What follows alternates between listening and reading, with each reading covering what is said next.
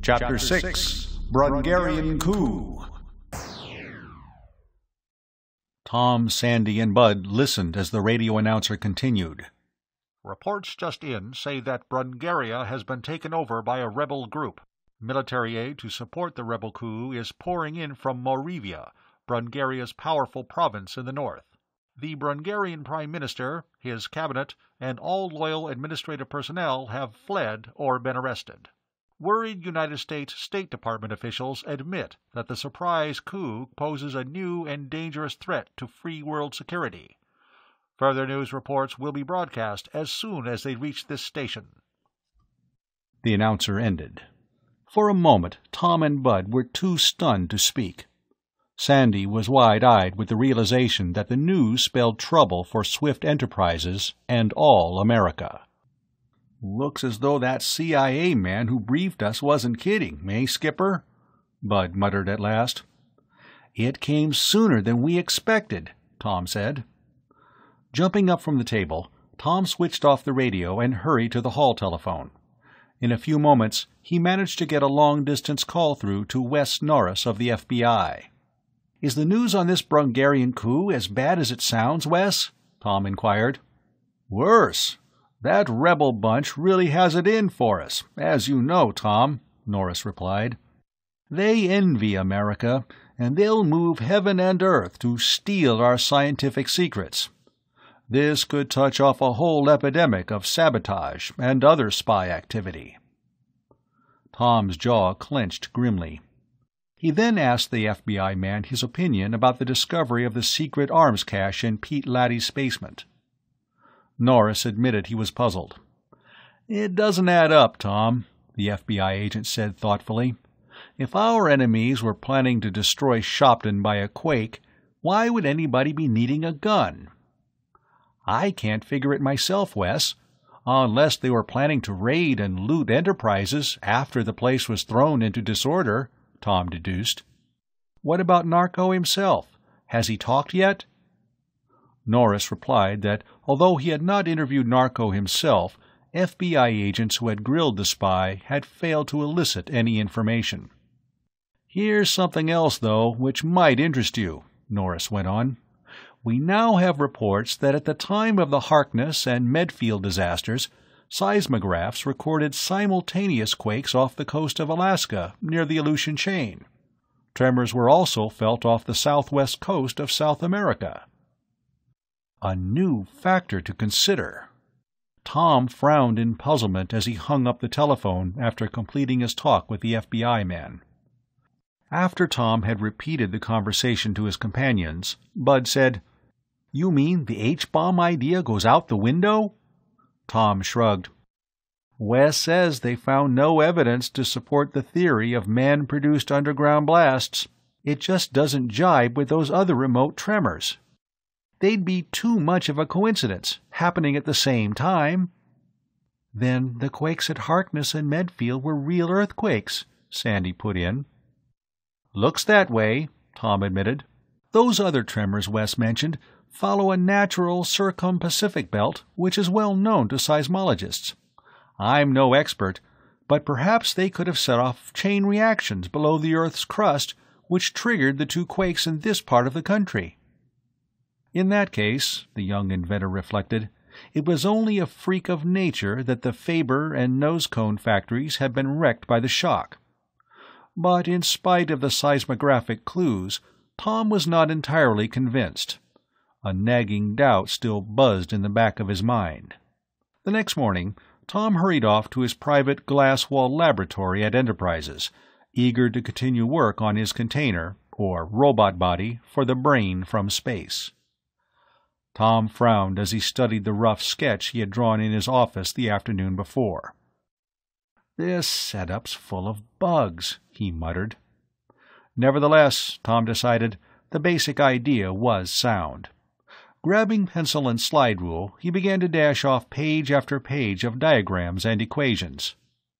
"Chow down!" boomed a foghorn voice.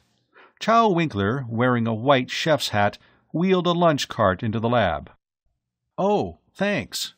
Tom scarcely looked up from his work as the cook set out an appetizing meal of Texas hash, milk, and deep-dish apple pie on the bench beside the young inventor's papers. Grumbling under his breath, Chow sauntered out. Tom went on working intently between mouthfuls. In another hour he had finished a set of pilot drawings. Then he called Hank Sterling and Arvid Hansen and asked them to come to the laboratory. They listened with keen interest as Tom explained his latest creation. "No telling if it will work when the energy arrives from space," Tom said, "but I think everything tracks okay. Hank, get these plans blueprinted and assign an electronics group to the project. You'd better handle the hardware yourself." "Right," Hank rolled up the sketches. "And Arv," Tom went on, "I'd like a scale model made to guide them on assembly. How soon can you have it?" Hansen promised the model for some time the next day, and the two men hurried off. As usual, Arv proved slightly better than his word. The expert model maker was devoted to his craft and as apt to forget the clock as Tom himself when absorbed in a new project. By working on in his shop long after closing hours, Hansen had a desk-sized model of the space brain robot ready for Tom's inspection when the young inventor arrived at the plant early the following morning. "Wonderful, Arv," Tom approved. "Every time I see one of your models of a new invention, I'm sure it'll work." Hansen grinned, pleased at the compliment. Tom hopped into a jeep and sped across the plant grounds to deliver the model to Hank Sterling and his project crew. Work was already well along on the electronic sub-assemblies, and the strange-looking body was taking shape. That afternoon Ames and Dilling returned from Washington. The report they gave to Tom bore out his hunch that the rebel Brungarian scientists might well be able to divert the space energy. The next day was Friday. Tom was hoping, although none too optimistically, that the container might be completed before the weekend. To his delight, an Enterprise's pickup truck pulled up outside the laboratory later that afternoon, and Hank rolled the queer-looking device inside. "Hi, Buster," Tom greeted it. "Is this your daddy?" Hank chuckled. "Don't look at me. It claims you're its daddy. But hanged if I can see much resemblance." "Think it'll live?" "If not," Hank replied, only half jokingly, "the boys who worked on it will sure be disappointed." "No kidding, Skipper. That's quite a gadget you dreamed up." The device stood about shoulder-high, with a star-shaped head, one point of which could be opened. The head would contain the actual brain energy. Its upper body, cylindrical in shape and of gleaming chrome, housed the output units through which the brain would react, and also the controls. Antennas projecting out on either side gave the look of arms. Its waist was girdled with a ring of repellitron radiators for exerting a repulsion force when it wanted to move, by repelling itself away from nearby objects. Below the repellitrons was an hourglass-shaped power unit housing a solar-charged battery. The power unit, in turn, was mounted on a pancake-shaped transportation unit. This unit was equipped with both casters and a sort of caterpillar-crawler arrangement for the contrivance to get about over obstacles. Inside was a gyro-stabilizer to keep the whole device upright. Tom felt a glow of pride and eager impatience as he inspected the device. If it worked as he hoped, this odd creature might one day provide Earth scientists with a priceless store of information about intelligent life on Planet X. Bud and Chow, entering the laboratory soon after Hank Sterling had left, found Tom still engrossed in his thoughts. "Wow! Is that your spaceman?" Bud inquired. Tom nodded, then grinned at his caller's gaping expressions. Each was trying to imagine how the thing would look in action. "Sure is a queer-looking buckaroo," Chow commented when Tom finished explaining how it was supposed to work. On a sudden impulse, the old cowpoke took off his 10-gallon hat and plumped it on the creature.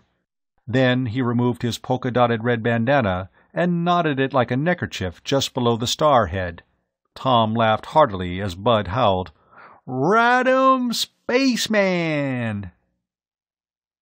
Tom was eager to notify his mysterious space friends that the container was now ready to receive the brain energy. Bud went with him by jeep to the Space Communications Laboratory. Chow, however, stayed behind and stared in fascination at the odd-looking robot creature. The stout cook walked back and forth, eyeing the thing suspiciously from every angle. "I wonder what the critter eats," he muttered. Feeling in his shirt pocket, Chow brought out a wad of his favorite bubble gum. Should he or shouldn't he? "Shucks, wouldn't hurt to try," the old Texan decided. Chow unlocked the hinged point of the starhead and popped the gum inside. He was somewhat disappointed when nothing happened. Feeling a trifle foolish, Chow finally removed his hat and bandana from the creature and stumped off. Meanwhile, in the Space Communications Laboratory, Tom was pounding out a message on the keyboard of the electronic brain. Tom had invented this device for automatically coding and decoding messages between the Swifts and their space friends. It was connected to a powerful transmitting and receiving apparatus, served by a huge radio telescope antenna mounted atop the communications building. Bud looked on as Tom signaled. "Tom Swift to space friends. Container for energy is now ready. Should it be placed outdoors?" Stirred by a worrisome afterthought, Tom added, "Messages may be intercepted by enemy who wishes to steal energy. Suggest you use flight path to land exactly 2 miles west of first contact with us." "By first contact, you mean when that black missile landed at Enterprises?" Bud asked. Tom nodded. At that time, he reminded Bud, the Brungarians and their conquerors had not yet learned of the Swift's communication from another planet. Hence they would have no idea of the site referred to, which would hamper any plans to kidnap the brain energy. "I get it," Bud said. "Smart idea, pal." Tensely, the two boys waited for a reply from outer space. Chapter 7, Wall of Water. Minutes went by before the signal bell rang on the electronic brain.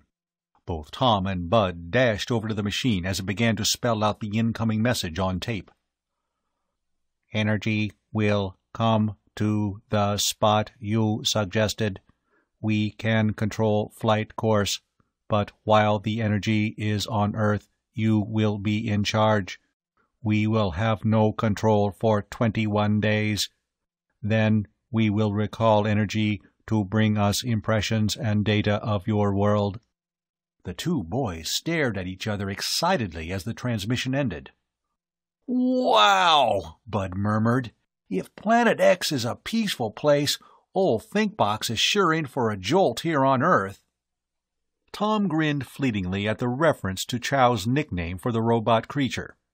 Then he became serious, knowing that Bud's words were all too true. The space visitor might also take back impressions of the suffering and warlike threats that some Earth countries inflict on one another. Maybe one day, Tom reflected, it would be different. In the meantime, the young inventor realized he had an awesome responsibility. He must not only make the best use of the brain energy during its stay on Earth, but also keep it from falling into the hands of treacherous Brungarian plotters. Tom's thoughts were suddenly interrupted by the sound of girls' voices. Sandy and Phil were standing in the doorway of the Space Communications Laboratory. "Talk about your deep thinkers," Sandy said teasingly. "Goodness, we had no idea we'd be interrupting a session of the Brain Trust," Phil added with a mischievous sparkle in her brown eyes. "Maybe we should go away again, Sandy." "Hey, hold it, you two," Bud exclaimed. "What do you think, Tom? Are these the visitors we've been expecting from outer space?" "Well, I like that," Sandy pouted. "Do we look like a couple of little green people?" Tom chuckled and seized the opportunity to do a little teasing of his own. I think it's just your pointed heads that fooled us, sis." Then, as the two girls broke down in laughter, he added, "Why the unexpected visit?" Sandy and Phil explained that they had come to invite the boys to a picnic cruise on Lake Carlopa the next day. "And while we're here, since it's practically quitting time anyhow," Sandy went on, her blue eyes twinkling, "we might even let you drive us someplace for dinner." "Guess they've trapped us, Bud," Tom said with a grin. "Okay, it's a deal. But first we have something to show you."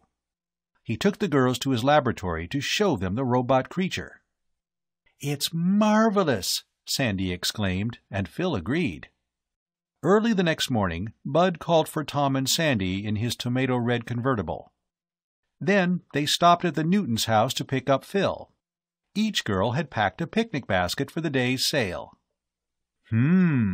Looks as though we're going to be well fed," Bud commented jokingly. "What's on the menu, girls?" "Chicken and ham sandwiches," Sandy began. "Pickles, olives, hard-boiled eggs, potato salad," Phil went on. "Chocolate cake, milk," Sandy took up the list. "Stop! You have us hungry as bears already," Tom warned. "Right," Bud agreed. "Come on, let's get this cruise underway." The two couples drove to the Shopton Yacht Club dock on Lake Carlopa. There they boarded the Sunspot, a beautiful 30-foot sailing ketch with the auxiliary engine which Mr. Swift and Mr. Newton had purchased for a frequently promised but not yet realized joint family vacation. The craft was equipped with twin Gravitex stabilizers, mounted one on each side of the hull. These gave it amazing smoothness even when plowing through rough seas. They were adaptations of a device Tom had invented for his space kite and cosmic sailor. "Oh, what a gorgeous day for a sail," Phil said, aglow with enthusiasm. The sky was a cloudless blue. Under a hot summer sun, a brisk breeze was ruffling the lake into tiny whitecaps. The two couples cast off eagerly and were soon scudding out across the water under full sail. Tom and Bud wore swimming trunks under their slacks. Unfortunately, the girls had forgotten to bring their suits. When the Sunspot reached the center of the lake, the boys hove to, stripping down to their trunks, and dived overboard. Meanwhile, the girls sunbathed on the deck. Soon it was time for the picnic lunch, and all four ate with healthy young appetites. "Jeepers," Sandy whispered to Phil with a giggle. "After a feast like this, we'll have to go on a diet." "Don't say it," Phil warned, "or Tom and Bud will use that as an excuse for never taking us out to—" She broke off with a gasp. "What's wrong?" Tom asked. Breathless with fright, Phil pointed off to starboard. The others paled. An enormous wave was sweeping across the lake, straight toward the ketch. "Jumping jets!" Bud gulped. "It's like a tidal wave." The boat was already rocking under the swells that preceded the oncoming huge breaker. "Quick!" Tom yelled. "Grab life jackets while I start the engine." The four leaped into action. Every instant the terrifying wave rushed closer. By now it was a 12-foot wall of water. Tom and the others had just put on the jackets, and the engine had barely gunned into life when disaster struck. The mammoth wave swept up the Sunspot and heeled it far over into the trough like a toy bark. The next instant, a cataract of water poured over the deck with stunning force.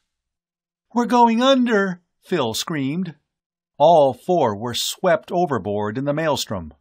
Under the smashing impact of the water, the ketch's mainmast bent and groaned. A moment later came a crack like a gunshot. The mast broke off, hung teetering by shreds, then toppled into the water. As it fell, the mast struck Sandy a grazing blow on the head. "Sandy!" Bud cried fearfully as he struggled in the swirling torrent. Calling on every ounce of strength, he swam with powerful strokes toward the girl. Sandy was dazed and limp. Bud's husky arms circled her tightly. Then he began to fight his way toward shore. Tom and Phil, each struggling in the turbulent water, could only breathe a prayer of thanks as they watched the rescue. As the huge wave raced shoreward, the lake water gradually became calmer in its wake.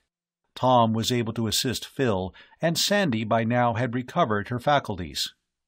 The sunspot had capsized, but could still be seen afloat some distance away. Rather than swim to it and cling to the hulk in the hope that a rescue boat would arrive, the four decided to continue on toward shore. They knew that the aftermath of the tidal wave would keep all shore facilities in an uproar for hours to come. As they neared the beach, the young people could see other overturned craft and heads bobbing in the water. A few daring persons finally began putting out in motorboats and rowboats to pick up the survivors. 100 yards from shore, one of the boats took Tom's group aboard. Minutes later, they were scrambling out onto a dock. "Are you all right, Sandy?" Bud asked, his arm still around her. I think so," she gasped weakly. "But I must have swallowed half the lake." "Take it easy, sis," Tom added, as Sandy swayed and shuddered from the shock of her recent ordeal. Gently, he made Sandy lie down and pillowed her head on a folded tarpaulin provided by the sympathetic boatman. Phil, though wan and white-faced, was in somewhat better shape. "Tom, we must get these girls home as soon as possible," Bud declared. This, however, was not easily accomplished. The tidal wave had caused devastation along the entire shorefront. Many docks had been wrecked, boats splintered like matchsticks, and buildings along the water smashed. When Tom's group reached Bud's convertible, parked near the yacht club pier, they found the car completely waterlogged. Its electrical system gave not even a faint sputter or spark. "Oh, fine," Bud groaned. "The crowning touch." Eventually, ambulances and private cars began to arrive to transport the injured. Tom, Bud, and the two girls were given a lift to the Swift home, where Sandy and Phil were immediately put to bed by a worried Mrs. Swift. Downstairs, Tom switched on the TV set. A mobile camera crew from the local station was scanning the waterfront and interviewing witnesses of the disaster. To the two boys, the most interesting note came in a statement by the announcer that a very slight earth tremor had been felt in Shopton. "But no damage occurred except along the waterfront," the announcer explained. Tom gave a snort of anger, jumped up from his chair, and began pacing about the living room. "Bud, I feel sure that wall of water was caused by a minor earthquake," the young inventor declared. "What's more, I'll bet it was man-made." Bud stared at his friend, appalled but feeling a hot surge of anger himself. "If you're right, pal, it's the most fiendish sabotage I've ever heard of. Think of all the lives that were endangered." Tom nodded grimly. "I am thinking." Both boys jerked around to look at the TV set again as a studio announcer's voice suddenly broke into the telecast. "Flash. A severe quake has occurred at the headquarters of the American Archives Foundation, 100 miles from Shopton. The Foundation's buildings, containing many priceless government and scientific documents, were badly damaged, and an underground microfilm vault was utterly destroyed. Apparently, this quake was part of the tremor felt here at Shopton." Within minutes, the Swifts' home phone began jangling constantly. Some calls were from friends, others from strangers. Many of the calls were routed through from the Enterprise's switchboard. One was from Dan Perkins of the Shopton Bulletin. "What about it, Tom?" the editor demanded. "I guess you know by now the public's aroused and in a state of near panic over all these quakes. What they all want to know is this. Are you, Tom Swift, going to find a way to stop all this destruction?" Tom's jaw jutted out angrily. "Yes, I am," he snapped, "and you can quote me on that." Chapter 8. A Suspect Talks. The next morning, Tom was up at the crack of dawn, grimly determined to find an answer to the earthquake menace. He ate a hasty breakfast, then drove to his private laboratory at Enterprises. He instructed the switchboard operator to shut off all incoming calls, then plunged into a study of the mystifying problem. Earthquake activity, Tom knew, tends to occur in circular patterns, like bands around the Earth. For instance, the Circum-Pacific Belt, and another belt extending eastward from the Mediterranean through Asia and on to the East Indies. Often these quake lines are visible as breaks or ruptures along the ground surface, called fault traces. No doubt, Tom thought, there were many more uncharted ones. Could an enemy scientist be making use of these earth faults to produce a man-made quake? Tom mulled over the disturbing idea. How would I tackle the job myself if I had to undertake such a project for national defense? The young inventor mused. He felt a growing sense of excitement as an idea began to take shape in his mind. What about an artificial shock wave? An hour later, Bud Barclay walked into the laboratory and found Tom hunched over a jumbled pile of reference books on his workbench. "What cook, Skipper?" Bud asked. Tom looked up, his blue eyes blazing.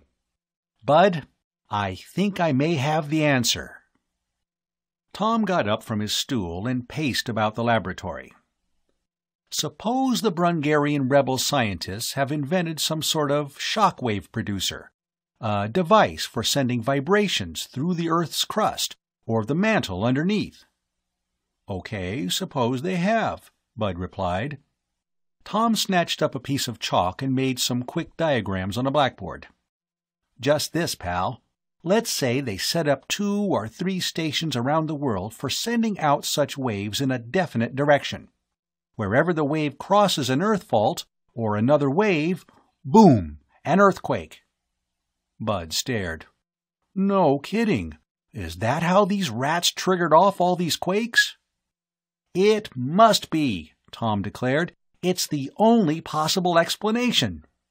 "Good night," Bud gasped weakly. "What a weapon! Just push a button every so often, and you go blow up another country bit by bit, and no one could ever prove who was behind the attack." Tom nodded. "Enough to make every American shiver, if he only knew." "What can we do about it?" Bud asked. Tom resumed his worried pacing. "I'll have to invent a shockwave deflector, Bud. It must be done in a hurry, too. Our enemy may start to destroy American cities, as well as vital defense plants." Immediately, Tom put through an urgent call to an eminent scientist in Washington who was a member of the National Research Council. Quickly, he outlined a plan. "Tom, I'll talk to the President's Special Science Advisor at once," the man promised. "I'll try to set up a meeting for 10 o'clock tomorrow morning at Enterprises." Feeling relieved, Tom left the plant with Bud. The 2 boys drove off to attend church with Mrs. Swift and Sandy. Then, after the Sunday midday meal, Tom returned to his laboratory to work on ideas for a shockwave deflector. Bud and Sandy, meanwhile, drove to the Shopton Yacht Club to inspect the damage to the sunspot. Tom had arranged with a salvage crew to tow the disabled ketch back to its slip. Monday morning, a sleek Air Force jet transport touched down at Swift Enterprises. Aboard were a select group of top government scientists. Tom and Bud greeted them as they disembarked on the runway, then drove them to a conference room in the Enterprise's main building. "I'd say your theory is right, Tom, about the quakes being produced by artificial shock waves," said Burnt Algren, a tall, hawk-faced man with a shock of red hair. He was a member of the Defense Department's Advanced Research Projects Agency. "But how do we stop them?" "I believe they can be damped out by opposing waves," Tom replied. "This is assuming that I can design the right sort of equipment to do the job, and also that we can set up a warning system to alert us of the enemy shock waves in time." The young inventor sketched out the sort of shockwave deflector which he had in mind. The government experts were very much impressed. In the session that followed, the visiting scientists contributed many tips and suggestions. Tom noted them down gratefully. After a thorough discussion, it was agreed that the Defense Department would set up detectors at 50 checkpoints around the country. Tom would choose the exact spots. Detection data from the checkpoints would be fed to an electronic computer. The computer would establish the pattern, if any, of incoming enemy shock waves. Dr. Greg Miles, a seismologist from the Bureau of Mines, agreed to take on the job of setting up the checkpoints. "Thanks for your prompt cooperation," Tom said, smiling gratefully as the meeting broke up. "We should thank you, Tom, for coming up with a plan to cope with this fiendish threat," Algren replied. The others heartily agreed. Shortly after lunch, Tom was hard at work in his laboratory when the telephone rang. It was Chief Slater at Shopton Police Headquarters. "You'd better get over here fast, Tom," Slater said. "Samson Narco is ready to talk." Tom needed no urging. "Right, Chief." As he drove into Shopton, Tom wondered what the Brungarian agent would reveal. Was it possible that he might tip off the whole secret behind the destructive man-made earthquakes? Chief Slater was waiting in his office. "Narco showed signs of cracking this morning," Slater told Tom. "So I notified the Central Intelligence Agency. They're flying a man up here. In fact, he should be here by now. Narco won't talk till he arrives." "How come?" Tom asked. "Narco wants a bargain," Slater explained. "If the government will promise to deport him at once without trial, he'll spill what he knows." Tom whistled. "I sure wouldn't want to be in his shoes when he gets back to Brungaria. His bosses aren't stupid. They'll know he must have made a deal to get off scot-free." Just then a taxi from the airport pulled up outside police headquarters, and the CIA official was ushered into Slater's office. He proved to be John Thurston. "Narco's waiting in his cell," Slater said after an exchange of handshakes. "Let's hope he hasn't changed his mind." The Brungarian spy rose from his cot as the turnkey unlocked his cell door. "You are from Washington, eh?" Narco said to Thurston. "Very well. I presume the police have told you my offer. Is it a bargain?" Thurston was poker-faced. "You know the penalty for spying," he snapped. "In your own country, it would mean death. Why should we let you off?" Narco's calmness evaporated. Beads of sweat burst out on his forehead. "I have done no harm, and I know little or nothing of my superior's plans," the spy said excitedly. "Why should I lie to you with my life at stake? After all, I am only an insignificant agent. But one important thing I do know, and this I will reveal, if you promise to deport me at once." Thurston eyed him coldly. "Very well," the CIA man decided. "You have my word." Narco sat down on his cot, breathing heavily. Then he looked up at the three Americans. "Your nation's capital, Washington, D.C., is going to be blown up," the Brungarian asserted. His words struck like a bombshell. Chief Slater and John Thurston stared at Narco in open-mouthed astonishment. Then Slater scowled. "What a preposterous story! I suppose they're going to fly a plane over and drop an atom bomb, just like that." He snapped his fingers. Thurston was also inclined to doubt Narco's story. Any such bold move by the Brungarians, he declared, would amount to an act of war. "It is the truth," Narco shouted. "Do not forget, you have made a promise." Tom Swift did not share Chief Slater's and Thurston's skepticism. Narco's words had chilled him with dismay. He called the other two aside and gave them a quick, whispered briefing on the theory he had discussed with the government scientists, asking them to keep it confidential. If the Brungarians indeed had a means of producing artificial shock waves, Tom pointed out, they could easily destroy Washington without the slightest risk to themselves. Both Thurston and Chief Slater were alarmed. Turning back to Narco, they grilled him for clues. But it seemed obvious that the Brungarian was telling all he knew, or, at any rate, all he intended to reveal.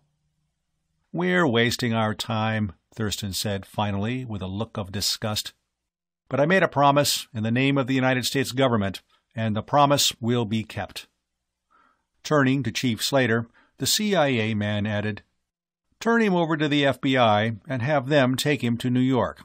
I'll arrange for a seat on the first plane for Brungaria." Tom drove back thoughtfully to Enterprises.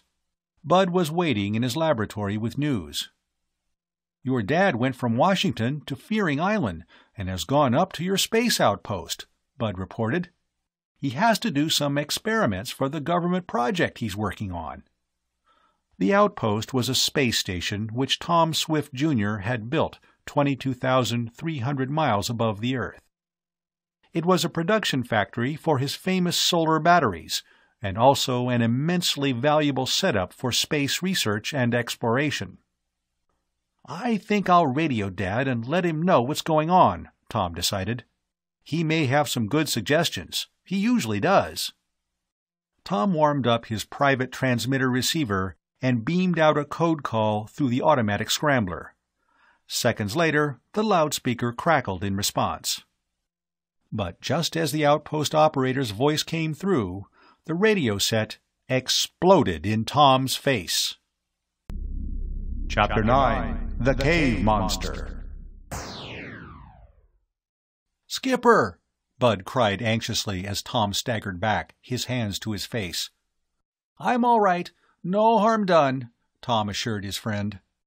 Both boys were a bit shaken by the accident, nevertheless.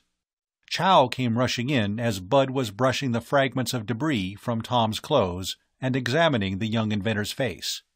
"Brand my flying flapjacks, what happened?" Chow asked. The chef had been bringing a tray of fruit juice to the laboratory and heard the explosion outside. "The radio set just blew up in my face," Tom explained. "Fortunately, the equipment was transistorized mostly with printed circuits. Otherwise," he added, "I might have been badly cut by slivers of glass from the exploding vacuum tubes." As it was, the young inventor had suffered only a few slight scratches and a bruise on the temple from a piece of the shattered housing. Bud swabbed Tom's injuries with antiseptic from the first aid cabinet, while Chow poured out glasses of grape juice. "What caused it, Tom?" Bud asked as they paused to sip the fruit juice. "Good question," Tom replied. "Frankly, I don't know." But he was wondering if the set might have been sabotaged. Tom was still eager to get in touch with his father and telephone the electronics department to bring another set to his laboratory. Chow left just as the new set arrived. Tom hooked it up quickly, donned a set of goggles, and tuned to the space station frequency. Then he picked up the microphone and stepped well back from the set, waving Bud out of range at the same time. "Tom Swift, calling outpost. Come in, please." A moment later came another explosion. The new set had also blown up. "Good night," Bud gasped in a stunned voice. "Don't tell me that's just a coincidence." Tom shrugged. "We can certainly rule out the possibility that anything was wrong with the radio itself. Every set is checked before it leaves the electronics department." "So where does that leave us?" Bud persisted. Tom shook his head worriedly as he took off the goggles. "Both times it seemed to happen just as the reply was coming through from the space station. There is no possibility that their signal was too strong. In other words, that the explosion was caused by overloading the receiving circuits." "Are you implying that an enemy intercepted the message and sent some sort of ray that caused the set to explode?" Bud demanded. Tom's face showed clearly that Bud had pinpointed the suspicion in the young inventor's mind. "Could be." Bud was worried by this latest development. "Skipper, suppose I hop up to the space wheel and talk it over with your dad. He may be able to help us detect any enemy moves." "Good idea, pal," Tom agreed. "The sooner, the better, I'd say." The boys exchanged a quick handshake and affectionate shoulder slaps. Then Bud hurried out to one of the Enterprise's hangars to ready a helijet for the flight to Fearing Island. This was the Swift's rocket base, just off the Atlantic coast. From there, Bud would board one of the regular cargo shuttle rockets operating between the space station and Fearing. Tom, meanwhile, plunged back to work on his shockwave deflector. At 10 the next morning, he called in Hank Sterling and showed him a set of completed drawings. "Hank, you did a fast job on the container for the brain," Tom began apologetically.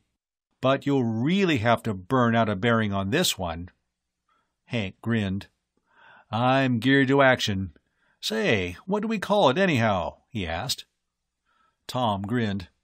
"Chow told me last night this gadget looked like a fire plug under a rose trellis, and I ought to call it Fireplug Rose. But I've given it a more dignified name, the Quakealizer, which stands for an underground quake wave deflector." Briefly, Tom explained the various parts of his latest invention, which consisted of a hydrant-sized cylinder to be inserted into the ground with magnetic coils near the top.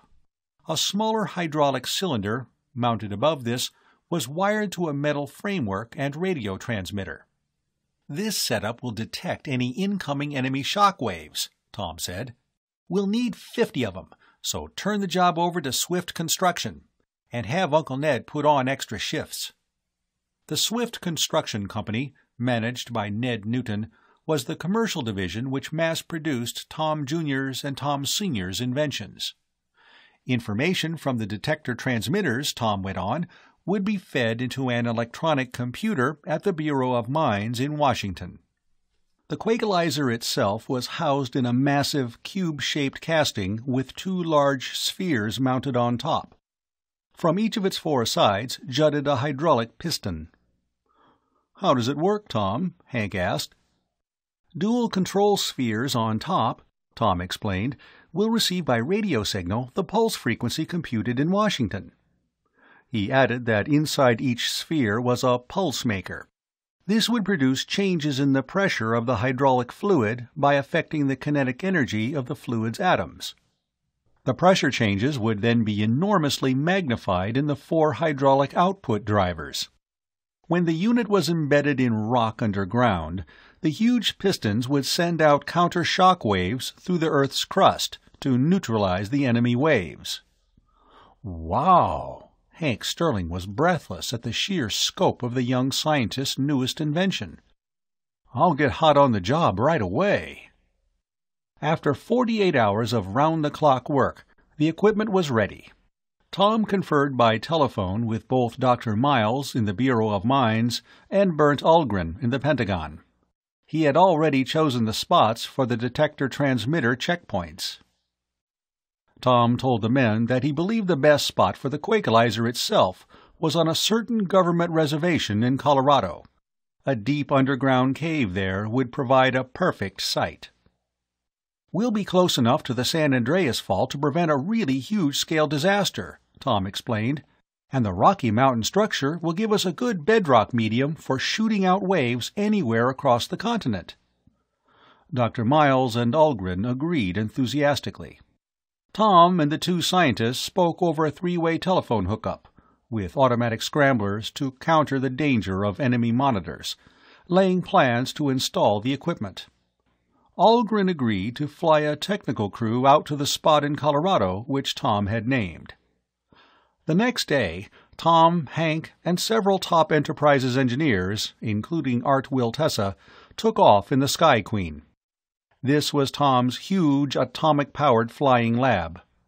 The massive plane flew at supersonic speeds and was equipped with jet lifters for vertical takeoff or hovering. A whirling duck heliplane, loaded with communications equipment, accompanied the Sky Queen. In little more than an hour, the 2 craft touched down in a rugged Colorado canyon. The government technical crew was already on hand. "Glad to know you," Tom said, shaking hands with the engineer in charge. He introduced his own men and added, "Better roll up your sleeves. This job is going to take plenty of oomph." The parts of the Quakelizer were unloaded from the Sky Queen onto dollies. Then the group, armed with bullseye lanterns, flashlights, and walkie-talkies, hauled the parts by tractor into the cave. "Okay, now let's pick out the spot for embedding the unit," Tom said. The men had no sooner begun to look around the huge underground chamber when a fearsome growl rumbled through the cave. Everyone whirled about, and the next instant froze in horror. A huge bear reared up in the mouth of the cave. The monster snarled and blinked its yellow eyes in the glare of lights. "We're trapped!" Hank cried out. The enormous Bruin was now waving his huge head from side to side, as if daring the intruders to step up and fight. Several of the government men had brought rifles and shotguns, but in spite of their peril, no one wanted to shoot the handsome old fellow. "I'll send out an SOS," Tom said. "If help arrives before the bear attacks, we won't use guns." He radioed the local forest ranger post. After a nerve-wracking wait, with the group expecting a charge from the beast at any minute, 2 rangers appeared and captured the bear with a net. One man of the government work crew knocked together a stout wooden cage. The beast, outraged, was loaded aboard the heliplane to be released in an area remote from the cave. Now the grueling job of installing the Quakelizer began. First the cave was cleared of debris, bats, and other small living creatures. Then a site was marked out on the cave floor. Tom had brought along a midget model of his great atomic earth blaster, which he had invented to drill for iron at the South Pole. With the blaster, Tom quickly drilled a pit of exact size into the bedrock. Then the Quakelizer was assembled and lowered into place by a portable crane. A power plant and radio antenna were set up, and the installation was finally completed. "I must return to Shopton now," Tom said. "Art here will stick around and help you operate the setup," he told the government engineers, after radio contact had been made with Washington. "If anything goes wrong, just flash word to Enterprises." The Sky Queen and the heliplane sped back across the continent. As Tom landed at Enterprises, he was greeted by Bud, who came speeding out on the airfield by jeep. "Just got back from the space wheel about an hour ago," Bud said. "Your dad's really worried about those exploding radio sets, Tom. He has no clues, but he's sure the scientists working for the Brungarian rebel setup are responsible. He thinks they may try to ruin all of Enterprise's communication system by remote control." Tom's face was grave as he listened. The 2 boys discussed the problem as they drove to the Swifts' office in the main building. "Boy, I sure wish I could think of some way to cope with it," Tom said wearily, flopping down in his desk chair. "Your dad said to give it the old college try," Bud reported. "And he also said he'd be back in 2 days to help you on the problem." Tom glanced at the calendar. "Which reminds me," he said, "on Monday the brain energy will be due from space." The thought sent a thrill of excitement tinged with worry through the young inventor's mind. Would the container he had devised prove suitable? "Hey, a call on the video phone!" Bud pointed to the red light flashing on the control board. He jumped up and switched on the set. Blake, the Washington announcer, appeared on the screen. "Bad news, Skipper," he said ominously. "An earthquake tremor was just felt here in Washington. It centered in a shipyard on the Potomac and caused great damage." Chapter 10. Energy from the Planet X. Tom and Bud listened in dismay as Blake reported all the details he had been able to gather. "Was my Quakelizer a flop, Bud?" Tom muttered, his shoulders drooping as the announcer signed off. "It must have been." "Don't be silly. Snap out of it." Bud gave his pal a cheerful poke in the ribs, hoping to buck him up. "You heard what Blake said. Washington itself was hardly touched. Without your setup, think of all the people that might have been killed or injured. And all the government buildings that might have been wrecked, maybe even the White House. I'd say your shockwave deflector must have been at least 90% effective." Tom brightened somewhat on hearing Bud's words. He picked up the phone and placed a call to Dr. Miles at the Bureau of Mines. It was almost half an hour before the operator was able to get a line through. But Tom felt the suspense had been worthwhile when Dr. Miles exclaimed, "Tom, it was a miracle you completed the Quakelizer installation in time. In all probability, it saved us from a major national disaster, perhaps worse than Pearl Harbor." Tom felt a glow of pride and relief. "Thanks, sir, but what about the shipyard destruction?" he added, still not entirely convinced. "That was a bad break, Tom," Dr. Miles admitted. "Our detectors showed that the shock waves had been almost damped out when a sudden power failure occurred. It turned out that an overload had shorted the Quakelizer's power plant. The crew had it fixed within moments, but by that time the damage was done." Tom winced as he heard of the unfortunate accident, but was thankful the results had been no worse. Miles went on to say that he had just been conferring with Algren at the Pentagon. The Defense Department now feared that attempts might be made against other large cities, and was therefore eager to have Tom deliver several quake deflectors as soon as possible. These would be installed at strategic points around the country. "The government heads were so impressed with your invention, Tom," Dr. Miles added, "that they'll probably be walking the floor anxiously until the others arrive." Tom chuckled, then became serious. "Tell them we'll go to work right away," he informed the seismologist. "I'll have the new Quakelizers ready as soon as possible. But you'd better warn your associates it's bound to take a few days." As soon as the conversation was completed, Tom dialed Ned Newton at the Swift Construction Company. Although he was actually not a relative of the Swifts, both Tom and Sandy had from childhood called him Uncle Ned. "What's up, Tom?" he asked. Tom told him of the latest request from Washington and asked that another 3-shift work schedule be set up to turn out the additional Quakelizers. "Hank and I will bring the blueprints over right away, if you don't mind being late to dinner," Tom said. Ned Newton agreed willingly, only too happy to help cope with the quake menace. By 8 o'clock that evening, work on the project was proceeding at great speed. The Swift Construction Company continued humming with activity around the clock. The weekend was almost over by the time Mr. Swift arrived back from the space station. Tom flew to Fearing Island to meet him. On the short hop back to Enterprises, they discussed the radio problem. "I think the solution's been staring us in the face, Dad, but we've been too worried to think of it," Tom said. "Remember Li Qing's jamming wave generator?"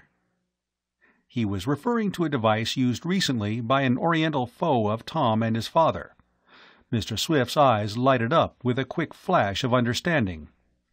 "Dad, you wrote a report on the generator for the government with a memo on possible ways to combat it," Tom went on. "Maybe the same measures would work in this case." The Swifts had discovered that their enemy had been intercepting Tom's messages, thereby learning the frequency to which the Swifts' receiver was tuned. They then radiated a signal at this frequency, modulated at the frequency to which the local oscillator was set. This had caused a buildup of energy in the IF transformers, resulting in their explosion. Now Mr. Swift said, "You're right, son. We'll insert a blocking filter in the RF stage. That should do the trick."